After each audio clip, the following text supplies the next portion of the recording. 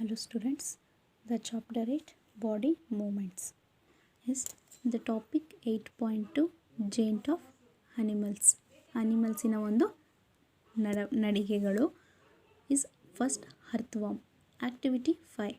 Observe any earthworm moving on soil in a garden. Gently lift it and place it on a piece of blotting or filter paper. Observe its movement. Figure 8.18. ಅರ್ಥವಾಮ್ ಅಂದರೆ ಎರೆಹುಳ. ಹೌದಾ, ಅದು ಮಣ್ಣಿನ ಮೇಲೆ ಏನಾಗ್ತಾ ಹೋಗುತ್ತೆ, ಆ ಎರೆಹುಳ ಚಲಿಸ್ತಾ ಇರುತ್ತೆ, ಒಂದು ಸಾಯಿಲ್ ಮೇಲೆ ಮೂವ್ ಆಗ್ತಾ ಇರುತ್ತೆ. ಆ ರೀತಿ ಎರೆಹುಳವನ್ನು ನೀವು ನಿಧಾನವಾಗಿ ಅದನ್ನು ಲಿಫ್ಟ್ ಮಾಡಿಬಿಟ್ಟು ಎತ್ತಿಬಿಟ್ಟು ಅದನ್ನು ಕಟ್ ಮಾಡಿ, ಇಲ್ಲ ಅಥವಾ ಒಂದು ಫಿಲ್ಟರ್ ಪೇಪರ್ ಮೇಲೆ ಇರಿಸ್ಬಿಟ್ಟು ಅದರ ಒಂದು ಮೂಮೆಂಟ್ನ ಅಬ್ಸರ್ವ್ ಮಾಡ್ತಾ ನೋಡಿ. Then place it on a smooth glass plate or any slippery surface. ಅದರ ನಂತರ ಅದನ್ನು ಗಾಜಿನ ತಟ್ಟೆಯಲ್ಲಿ ಒಂದು ಗ್ಲಾಸ್ ಪ್ಲೇಟ್ ಮೇಲೆ ಇರಿಸ್ಬಿಟ್ಟು ಅಥವಾ ಯಾವುದೇ ಒಂದು ಜಾರುವಂತಹ ಒಂದು ಪ್ಲೇಸ್ ಮೇಲೆ ಅದನ್ನು ಅದರ ಒಂದು ಚಲನೆಯನ್ನು ಅಬ್ಸರ್ವ್ ಮಾಡ್ತಾ ನೋಡಿ. Observe it's moment. Now it is different that on paper. ಇದು ಪೇಪರ್ ಮೇಲೂ ಡಿಫ್ರೆಂಟಾಗಿ ಹೇಗೆ ರೀತಿ ಮೂಮೆಂಟ್ ಆಗುತ್ತೆ ಅನ್ನೋದನ್ನು ಪೇಪರ್ ಮೇಲೂ ಅಬ್ಸರ್ವ್ ಮಾಡ್ತಾ ನೋಡಿ. Then in which of above two surface you find that earthworm is able move easily. ಈ ಒಂದು ಅರ್ಥವಾಮು ಈಸಿಯಾಗಿ ಮೂಮೆಂಟ್ ಆಗುತ್ತಾ ಅಂತ ಅಂದ್ಬಿಟ್ಟು, ಸಾಧ್ಯವಾಗುತ್ತಾ ಅಂತ ಅಂದ್ಬಿಟ್ಟು ಇಲ್ಲಿ ಹೇಳ್ತಾ ಹೋಗಿದ್ದಾರೆ. ಅದನ್ನು ಇಲ್ಲಿ ಫೈಂಡ್ ದಟ್ ಅಂತ ಕೊಟ್ಟಿದ್ದಾರೆ. Then the body of an earthworm is made up of many rings. ಆ ಒಂದು ಅರ್ಥವಾಮಿನ ಬಾಡಿಯಲ್ಲಿ ರಿಂಗಲ್ಲಿ ಸ್ಕಿನ್ ಮೇಲೆ ರಿಂಗ್ಸ್ ಆಗಿ ನೋಡ್ತಾ ಹೋಗ್ಬೋದು, ಜಾಯಿನ್ ಆಗಿರುತ್ತೆ ಎಂಡಿಂದ ಎಂಡಿಗೆ. ಹಾಗಾದರೆ ಅರ್ಥವಾಮಿಗೂ ಸಮೇತ ಇಲ್ಲಿ ಬೋನ್ಸ್ ಅನ್ನೋದು ಇರೋಲ್ಲ. ಓಕೆ, ಅರ್ಥವಾಮಿಗೆ ಬೋನ್ಸ್ ಇರೋಲ್ಲ, ಏನಿರುತ್ತೆ ಮಸಲ್ಸ್ ಇರುತ್ತೆ. ಆ ಮಸಲ್ಸ್ ಏನು ಹೆಲ್ಪ್ ಆಗ್ತಾ ಹೋಗುತ್ತೆ ಅಂದರೆ extend shorten of the body. ಏನಕ್ಕೆ ಹೆಲ್ಪ್ ಆಗ್ತಾ ಹೋಗುತ್ತೆ ಆ ಮಸಲ್ಸ್ ಅನ್ನೋದಂದರೆ, ಆ ದೇಹದಲ್ಲಿರುವಂಥ ಒಂದು ಆ ಮಸಲ್ಸ್ ಏನಕ್ಕೆ ಹೆಲ್ಪ್ ಆಗುತ್ತೆ ಅಂತಂದರೆ ಎಕ್ಸ್ಟೆಂಡ್ ಮಾಡೋಕ್ಕೆ ಮತ್ತು ಕಡಿಮೆ ಮಾಡೋಕ್ಕೆ ಅದೇನಾಗುತ್ತೆ ಸಹಾಯ ಮಾಡ್ತಾ ಹೋಗುತ್ತೆ ಆ ಒಂದು muscles. Next, the keeping the rear portion fixed to the ground, then it fixes the front end and release the rear end, then it shortens the body and pulls the rear end forward. This makes it move forward by a small distance, and repeating such muscles is expansions and contractions. Okay, ಅದು moment ಆಗಬೇಕಾದ್ರೆ ಯಾವ ರೀತಿ ಒಂದು ಚಲನೆ ನಡೀತಾ ಹೋಗುತ್ತೆ ಅಂದರೆ, ಆ ಒಂದು ಬಾಡಿಯ ಮುಂಭಾಗವನ್ನು, okay, it is a portion part, front part ಏನು ಮಾಡ್ತಾ ಹೋಗುತ್ತೆ, ದೇಹದ ಮುಂಭಾಗವನ್ನು ಮತ್ತು ಹಿಂಭಾಗವನ್ನು ಏನು ಮಾಡ್ತಾ ಹೋಗುತ್ತೆ, ಆ ಒಂದು ಗ್ರೌಂಡಿಗೆ ನೆಲಕ್ಕೆ ಜೋಡಿಸ್ತಾ ಹೋಗುತ್ತೆ. ನಂತರ ಮುಂಭಾಗದ ತುದಿಯನ್ನು, ಓಕೆ, ಮುಂಭಾಗದ ತುದಿಯನ್ನು, ಫ್ರಂಟ್ ಪಾರ್ಟನ್ನು ಮತ್ತು ಹಿಂಭಾಗದ ತುದಿಯನ್ನು ಕಡಿಮೆ ಮಾಡ್ತಾ ಹೋಗುತ್ತೆ ಮತ್ತು ನಂತರ ದೇಹವನ್ನು ಕಡಿಮೆ ಮಾಡ್ತಾ ಹೋಗುತ್ತೆ. ನೋಡಿ, ಇಲ್ಲಿ ಈ ರೀತಿ ಮೂಮೆಂಟ್ ಆಗಬೇಕಾದ್ರೆ ಮುಂದೆ ಪೋರ್ಷನ್ಸಲ್ಲಿ ಎಕ್ಸ್ಟೆಂಡ್ ಆಗ್ತಾ ಹೋಗುತ್ತೆ, ಆಮೇಲೆ ಕಾಂಟ್ರಾಕ್ಷನ್ ಎಕ್ಸ್ಟೆಂಡ್ ಆಗ್ತಾ ಹೋಗುತ್ತೆ, ಕಾಂಟ್ರಾಕ್ಷನ್ಸ್, ಈ ರೀತಿ ತನ್ನ ಒಂದು ಬಾಡಿನ ಎಳಿತಾ ಹೋಗುತ್ತೆ ಮುಂದಕ್ಕೆ ಮತ್ತು ಹಿಂದಕ್ಕೆ. ಹೇಗೆ ಸಾಧ್ಯ ಅಂದರೆ, ಆ ರೀತಿ ಇರುವಂತಹ ಒಂದು ಮಸಲ್ಸ್ ಇಲ್ಲಿ ಹೊಂದಿರುತ್ತೆ. ಆ ಒಂದು ಮಸಲ್ಸಿಂದ ಇಲ್ಲಿ ಅದು ಎಕ್ಸ್ಪೆನ್ಷನ್ ಆಗೋದು, ಕಾಂಟ್ರಾಕ್ಷನ್ ಆಗೋವಂಥದ್ದು ನಡೀತಾ ಹೋಗುತ್ತೆ. The earthworm can move through the soil. Earthworm ಅನ್ನೋದು ತನ್ನ ಮಣ್ಣಲ್ಲಿ ಮೂವ್ ಆಗ್ತಾ ಹೋಗುತ್ತೆ ಥ್ರೂ ಸಾಯಿಲ್ ಮೂಲಕ. The body secrets to slimy substances to help the movement. ಆ ಒಂದು ಬಾಡಿ ಹೇಗೆ ಸಪೋರ್ಟ್ ಮಾಡ್ತಾ ಹೋಗುತ್ತೆ ಅಂದರೆ, ಸ್ಲಿಮ್ಮಿಯಾಗಿರುವಂತಹ ಒಂದು ಬಾಡಿನ ಹೊಂದಿರುತ್ತೆ. ಏನಕ್ಕೆ ಅಂದರೆ ಆ ಒಂದು ಮೂಮೆಂಟಿಗೋಸ್ಕರ ಅದು ಹೆಲ್ಪ್ ಆಗ್ತಾ ಹೋಗುತ್ತೆ. How does it fix parts it's body to the ground. Means ಅದು ತನ್ನ ದೇಹದ ಭಾಗವನ್ನು ನೆಲಕ್ಕೆ ಹೇಗೆ ಅದು ಜೋಡಿಸ್ತಾ ಹೋಗುತ್ತೆ ಅನ್ನೋದಿಲ್ಲಿ ಯಾವ ರೀತಿ ಫಿಕ್ಸ್ ಆಗ್ತಾ ಹೋಗುತ್ತೆ ಅನ್ನೋದು ಕ್ವಶನ್ ಮಾರ್ಕ್ ಹಾಕಿದ್ದಾರೆ. Under its body it has large number of tiny bristles. ಯಾವುದು ಅಂದರೆ ಅದೊಂದು tiny bristles, large number of tiny ಬ್ರಿಸ್ಟಲ್ಸ್ನ ಹೊಂದಿರುತ್ತೆ. ಅಂದರೆ ಹೇರ್ ಲೈಕ್ ಸ್ಟ್ರಕ್ಚರ್ಸ್, ಓಕೆ, ಕೂದಲು ಇರುವಂತಹ ಒಂದು ಬಿರುಗೂದಲು ಇರುವಂತಹ ಒಂದು ಸ್ಟ್ರಕ್ಚರ್ಸ್ನ ಹೊಂದಿರುತ್ತೆ. ಅದ್ರ ಮೂಲಕ the bristles is connected with muscles. ಆ ಒಂದು ಬ್ರಿಸ್ಟಲ್ಸ್ ಹೇಗೆ ಕನೆಕ್ಟ್ ಆಗಿರುತ್ತೆ ಅಂದರೆ ಮಸಲ್ಸಿಗೆ ಕನೆಕ್ಟ್ ಆಗಿರುತ್ತೆ. ಓಕೆ, ಆ ಒಂದು ಬ್ರಿಸ್ಟಲ್ಸ್ ತನ್ನ ಮಸಲ್ಸ್ಗೆ ಕನೆಕ್ಟ್ ಆಗಿರುತ್ತೆ.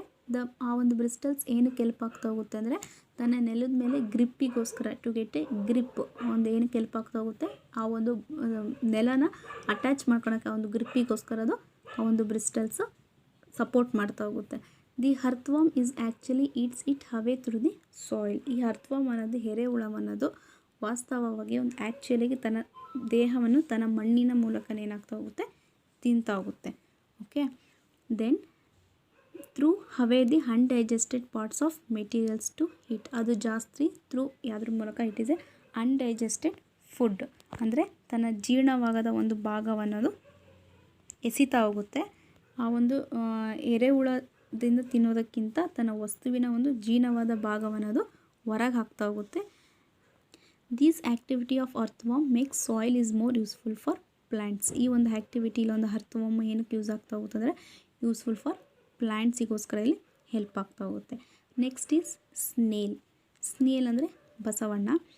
Activity 6, observe the snail in your garden. ನೀವು ಗಾರ್ಡನಲ್ಲೂ ಫೀಲ್ಡಲ್ಲಿ ಸ್ನೇಲ್ ಅಬ್ಸರ್ವ್ ಮಾಡಿರ್ತೀರಿ. Have you seen rounded structures. ಇದನ್ನು ನೀವು ಇಲ್ಲಿ ರೌಂಡೆಡ್ ಸ್ಟ್ರಕ್ಚರ್ಸಲ್ಲಿ ನೋಡ್ತಾ ಹೋಗಿರ್ತೀರಿ. ಅದು ಇಟ್ ಕ್ಯಾರಿಟ್ಸ್ ಇನ್ ಬ್ಯಾಕ್. ಎಲ್ಲಿ ಕ್ಯಾರಿ ಮಾಡಿರ್ತದೋ ಅದನ್ನು ಬ್ಯಾಕ್ ಹಿಂದ್ಗಡೆಯಲ್ಲಿ ಈ ರೀತಿ ರೌಂಡ್ ಸ್ಟ್ರಕ್ಚರಲ್ಲಿ ಒಂದು ಪಾರ್ಟ್ನ ಕ್ಯಾರಿ ಮಾಡಿರುತ್ತೆ. In snail this is called shell. ಇದನ್ನು ನಾವೇನಂತ ಕರಿತೀವಿ, ಶೆಲ್ ಅಂತ ಹೇಳ್ತಾ ಹೋಗ್ತೀವಿ. Okay, it is outer skeleton of the snail. ಏನಿದು ತನ್ನ ಔಟರ್ ಸ್ಕೆಲಿಟನ್ ಹೊರಭಾಗದಲ್ಲಿರುವಂಥ ಒಂದು skeleton, but is not made up of bones. ಇದೇನು ಬೋನ್ಸ್ನ ಹೊಂದಿರೋಲ್ಲ. Okay, the shell is a single unit. Shell ಅನ್ನೋದು ಇಟ್ ಈಸ್ ಎ ಒಂದೇ ಘಟಕವನ್ನು ಹೊಂದಿರುವಂತಹ ಒಂದು shell. Does not help moving from. ಈ ಒಂದು ಶೆಲ್ಲು ಒಂದು ಸ್ಥಳದಿಂದ ಇನ್ನೊಂದು ಸ್ಥಳಕ್ಕೆ ಹೆಲ್ಪ್ ಮಾಡೋದಿಲ್ಲ. Okay, does not help. ಇದು ಸ್ಥಳಾಂತರಿಸೋಕ್ಕೆ ಹೆಲ್ಪ್ ಆಗ್ತಾ ಹೋಗೋದಿಲ್ಲ ಈ ಶೆಲ್ಲಿಂದ. It has be dragged the along. ಏನಾಗ್ತಾ ಹೋಗುತ್ತೆ, ಉದ್ದಕ್ಕೆ ಎಳೆಯೋಕ್ಕೋಸ್ಕರ ಇಲ್ಲಿ ಹೆಲ್ಪ್ ಆಗುತ್ತಾ ಹೋಗೋದು. The place the snail is glass plate. ಒಂದು ಗ್ಲಾಸ್ ಪ್ಲೇಟ್ ಮೇಲೆ ಆ ಒಂದು ಸ್ನೇಲ್ನ ಪ್ಲೇಸ್ ಮಾಡ್ತಾ ಹೋಗಿ ಅಬ್ಸರ್ವ್ ಮಾಡ್ತಾ ನೋಡಿ. When it starts moving carefully. ಆ ಒಂದು ಮೂಮೆಂಟ್ ಆಗಬೇಕಾದ್ರೆ, ಸ್ಟಾರ್ಟಲ್ಲಿ ಮೂಮೆಂಟ್ ಆಗಬೇಕಾದ್ರೆ ಕೇರ್ಫುಲಿಯಾಗಿ ಅದನ್ನು ಲಿಫ್ಟ್ ಮಾಡ್ತಾ ಹೋಗಿ ಅಲಾಂಗ್ ಗ್ಲಾಸ್ ಪ್ಲೇಟಿಂದ ಸ್ನೇಲ್ ಇನ್ ಅವರ್ ಹೆಡ್. ಆವಾಗ ಅದರ ಒಂದು ಓವರ್ ಹೆಡ್ನ ನೀವು ಅಬ್ಸರ್ವ್ ನೋಡ್ತಾ ಹೋದಾಗ ಓವರ್ ಇಟ್ಸ್ ಮೂಮೆಂಟ್ ಟೈಮಲ್ಲಿ ತನ್ನ ಬಿನೀತ್ ಕೆಳಗಡೆ ಅಬ್ಸರ್ವ್ ಮಾಡ್ತಾ ನೋಡಿ.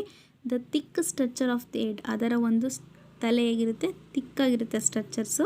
Snail come outs in opening in shell. ಆ ಒಂದು ಟೈಮಲ್ಲಿ ಆ ಒಂದು ಶೆಲ್ಲ ಓಪನ್ ಮಾಡ್ತಾ ಹೋಗುತ್ತೆ. Come out to open the shell. The thick structure it's foot. ಅದರ ಫುಟ್ ಹೇಗಿರುತ್ತೆ, ಥಿಕ್ಕಾಗಿರುತ್ತೆ ಸ್ಟ್ರಕ್ಚರ್. ಅದರ ಒಂದು ಮಸಲ್ಸು ಅಷ್ಟೇ ಸ್ಟ್ರಾಂಗ್ ಆಗಿರುತ್ತೆ. Now carefully till the glass plate wave motion the foot can be seen. ಆ ಟೈಮಲ್ಲಿ ನೀವೊಂದು ಗ್ಲಾಸ್ ಪ್ಲೇಟ್ನ ಕೇರ್ಫುಲ್ ಟಿಲ್ಟ್ ಮಾಡಿದಾಗ ಗ್ಲಾಸ್ ಪ್ಲೇಟ್ನ ಆ ಒಂದು ಫುಟ್ನ ನೀವು ಅಬ್ಸರ್ವ್ ಮಾಡ್ತಾ ಹೋಗ್ಬೋದು. The moment of snail. ಇಲ್ಲಿ ಮೂವ್ ಆಗೋ ಮೂಮೆಂಟ್ ಚಲಿಸುವಂತಹ ಅಂದರೆ ಸ್ನೇಲ್ ಆಗಿರ್ಬೋದು ಅಥವಾ ಅರ್ಥವಾರ್ಮ್ ಆಗಿರ್ಬೋದು. ಅವೆರಡಕ್ಕೂ ನೀವು ಕಂಪೇರ್ ಮಾಡಿದಾಗ ಸ್ನೇಲು ಮತ್ತು ಅರ್ಥವಾರ್ಮ್ ಇದರಲ್ಲಿ ಸ್ಲೋ ಯಾವುದು ಫಾಸ್ಟ್ ಯಾವುದು ಅಂತಂದ್ಬಿಟ್ಟು ಇಲ್ಲಿ ಕ್ವಶನ್ ಮಾರ್ಕ್ ಹಾಕಿದ್ದಾರೆ. Okay, find out your answer. Next is cockroach ಅಂದರೆ ಜಿರಳೆ. Observe the cockroach. ನೀವು ಕಾಕ್ರೋಚ್ನ ನೋಡಿದ್ದೀರಾ, ಜಿರಳೆನ ನೋಡ್ತಾ ಹೋಗಿದ್ದೀರಾ. ಇನ್ ಫಿಗರ್ 8.20 ನೋಡಿ. Cockroach is walks and climb as well fly in the air. Cockroach ಅನ್ನೋದು ವಾಕ್ ನಡೆಯುತ್ತೆ, ಕ್ಲೈಂಬ್ ಎತ್ತುತ್ತೆ ಮತ್ತು ಹಾರ್ತಾ ಹೋಗುತ್ತೆ. ಹೌದಾ. There are 3 pairs of legs. ಇದಕ್ಕೇನಿರುತ್ತೆ, 3 ಪೇರ್ಸ್ ಆಗಿರುತ್ತೆ. ಟೋಟಲ್ 6. ಓಕೆ, 3 ಪೇರ್ಸ್ ಆಗಿರೋಂಥ ಒಂದು ಲೆಗ್ಸ್ನ ಹೊಂದಿರುತ್ತೆ. ಏನು ಹೆಲ್ಪ್ ಆಗ್ತಾ ಹೋಗುತ್ತಂದರೆ ವಾಕಿಂಗಿಗೆ. Okay, the body is covered with hard outer skeleton. ಇದರ ಒಂದು ದೇಹ ಏನಿಂಗ್ ಕವರ್ಡ್ ಆಗಿರುತ್ತೆ, ಹಾರ್ಡಾಗಿ ಗಟ್ಟಿಯಾಗಿ ಒಂದು ಕವರ್ ಆಗಿರುತ್ತೆ ಒಂದು skeleton. The outer skeleton is made up of number of plates. ಇದರ ಒಂದು ಹೊರಭಾಗದಲ್ಲಿ ನಾವು ನೋಡ್ತೀವಲ್ಲ ಬ್ರೌನಲ್ಲಿ ನೋಡ್ತಾ ಹೋಗ್ತೀವಲ್ಲ, ಅದು ಇಟ್ ಈಸ್ ನಾವು ಪ್ಲೇಟ್ಸ್ ಅಂತ ಹೇಳ್ತಾ ಹೋಗ್ತೀವಿ. ಪ್ಲೇಟ್ಸ್ ರೀತಿಯಲ್ಲಿ ಜಾಯಿಂಡ್ ಆಗಿರುತ್ತೆ. ಇದು its ಮೂಮೆಂಟ್ಸಿಗೋಸ್ಕರ.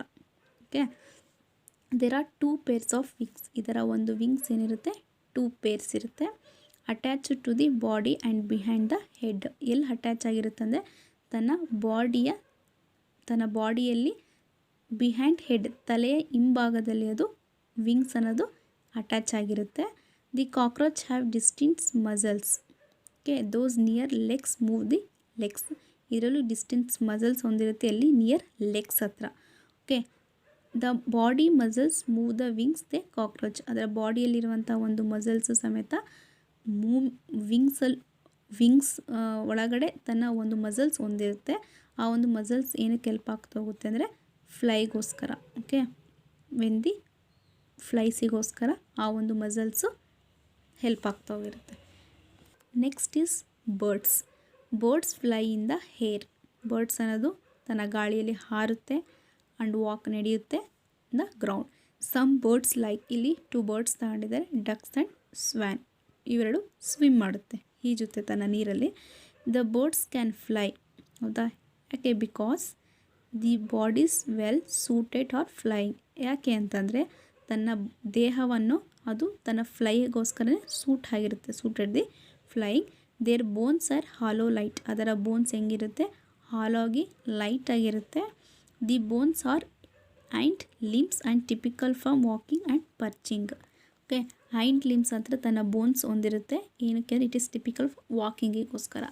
The bony parts of 4 limbs is modified the wings. The bony parts 4 limbs ಹತ್ರ ಬೋನ್ಸ್ ಸಮೇತ ಹೊಂದಿರುತ್ತೆ.